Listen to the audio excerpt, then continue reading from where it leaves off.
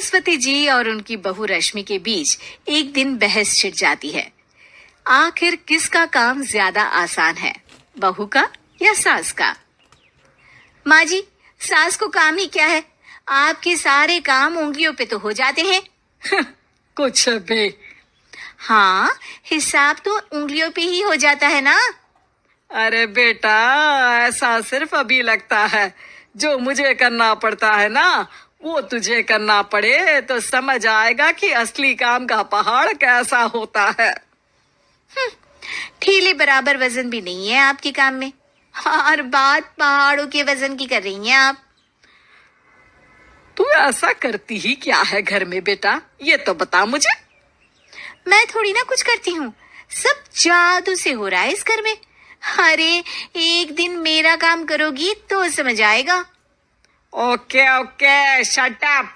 कल से मैं घर के काम करूंगी और तू मेरी जगह हर चीज का हिसाब रखना, ठीक है?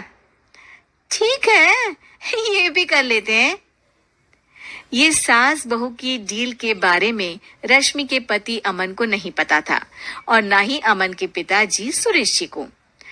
पर गेहूं के साथ साथ जैसे घुन भी पिस जाता है, ये दोनों भी पिसने वाले थे। सुबह अमन उठकर रेडी होता है ऑफिस जाने के लिए, तो पता है उसके कपड़े नहीं निकले हुए हैं। अरे रश्मि, तुमने मेरे कपड़े नहीं निकाले? अपनी माँ से पूछो ना, उन्हीं का काम है ये। अमन अपनी माँ के पास जाता है। अब मेरे कपड़े आज आप देने वाले हो क्या माँ? हाँ, देना तो मुझे ही चाहिए, पर तेरी बहू ने कपड़े धोने ही नहीं डाले, तो कोई भी धुला हुआ कपड़ा नहीं है बेटा। हैं? ऐसा क्यों?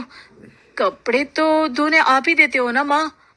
अरे बहू ने तुझे बताया नहीं, अब हम अदल बदल गए हैं। मैं अब बहू और तेरी बीवी सास। अमन परेशान हो गया। वो बिना इस्त्री के कपड़े पहनकर ऑफिस चला गया। सरस्वती जी अपने घुटने के दर्द के कारण झुककर घर साफ नहीं कर पा रही थी, और ना ही खाना बनाना याद रख पाई। उधर रश्मि पहले ही दिन घर की चाबी घुमा चुकी थी, और 300 रुपए का हिसाब अलग नहीं मिल रहा था। पर दोनों का ही घमंड कैलाश पर्वत से भी बड़ा था, और दोनों ही खेमे एक दूसरे की बात मानने को बिल्कुल तैयार नहीं थे।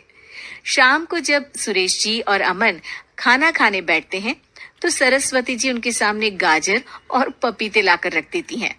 अरे माँ, ये क्या है? ख्याली पुलाव के साथ सलाद। माँ जी खाना बनाना भूल गई लगता है।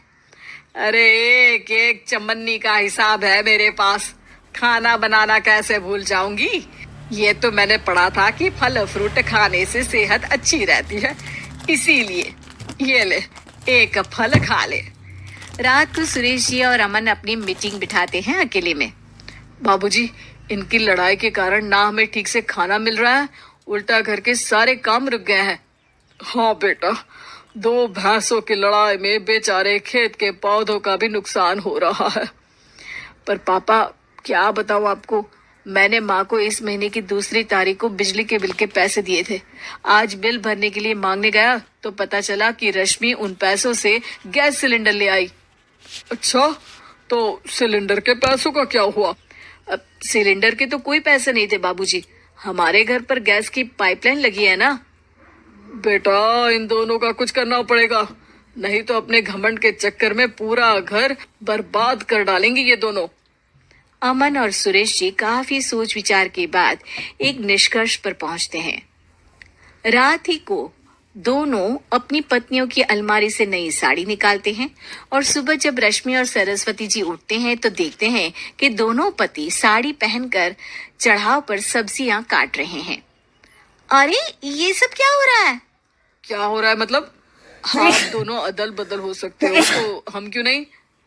अरे क्या मतलब?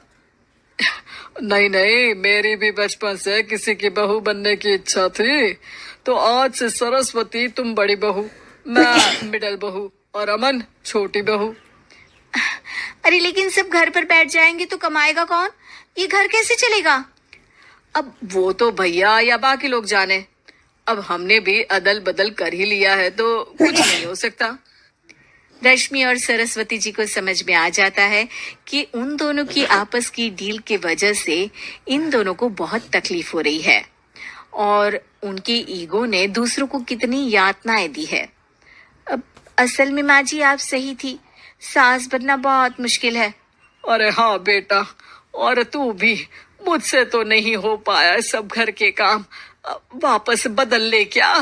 हाँ हाँ बिल्कुल माँ जी, और अब आप दोनों भी बदल लीजिए, कोई आ गया तो आप दोनों को देखकर क्या सोचेगा। अच्छा है, आप दोनों के समझ में ये बात तो आई।